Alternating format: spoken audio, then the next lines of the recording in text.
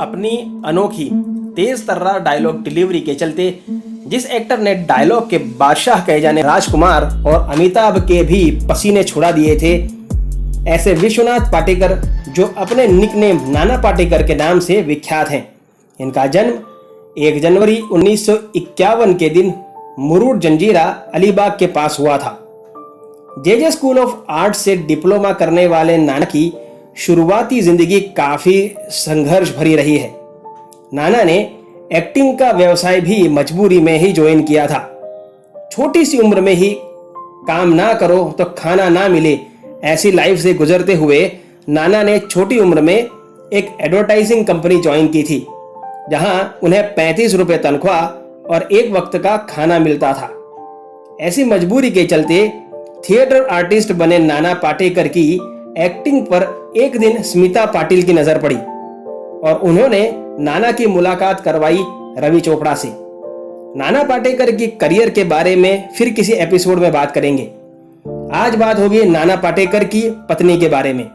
नाना पाटेकर खुद ही अपने आप को खूबसूरत नहीं मानते थे, इसलिए वो तो यही मानकर चल रहे थे कि उनकी कोई शादी होनी ही नहीं है। उनका सोचना था कि कुछ पैसे कमा लूंगा तो शायद शादी हो जाए। यही सोचकर वो थिएटर्स में काम कर रहे थे। तब उनकी मुलाकात नील कांति के साथ हुई, जो थिएटर आर्टिस्ट तो थी ही, साथ में बैंक में क्लार्क भी थी। उस वक्त नील कांति जी को 2,500 सैलरी मिलती थी और नाना पाटेकर को एक शो में काम करने के 50 रुपए मिलते थे। इस तरह अगर महीने में 15 शो मिल जाते तो नाना को 750 रुपए महीने के मिल जाया करते। दोनों में मुलाकातें शुरू हुई और मुलाकातें प्यार में बदल गई। सोच समझकर दोनों ने बड़े कम बजट में शादी कर ली। एक इंटरव्यू में नाना ने कहा था कि शादी के बाद उनके पास सिर्फ 26 रुपए बचे थे, जिससे कपल ने मेहमानों को कोल्ड ड्रिंक पिलाया था। उस समय महीने का किराना 200 रुपए में आ जाया करता था, इसलिए घर चलाने में दिक्कत नहीं होती थी। कपल को एक लड़का हुआ जो सिर्फ 2 साल की उम्र में ही मर गया। उसके बाद दूसरा लड़का हुआ मल्हार पाटेकर। नाना अपनी निजी जिंदगी में खुश थे, फिर भी मनीषा कोइराला के प्रेम में पागल हो गए जब वे अग्नि साक्षी की शूटिंग कर रहे थे। इसी अफेयर के चलते नाना की पत्नी ने नाना को छोड़ दिया। हालांकि दोनों का डिवोर्स नहीं हुआ है, फिर भी अब वो साथ नहीं रहते। कुछ लोगों का कहना है कि दोनों में आज भी प्रेम है, लेकिन अब नील कांति जी नाना पाटेकर के साथ रहना पसंद नहीं करती।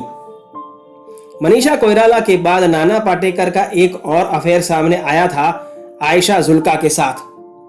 बॉलीवुड में मी टू कैंपेन के चलते तनुश्री दत्ता ने नाना पाटेकर के ऊपर शोषण के आरोप लगाए थे, जिसके चलते 2018 में उनके खिलाफ FIR हुई थी।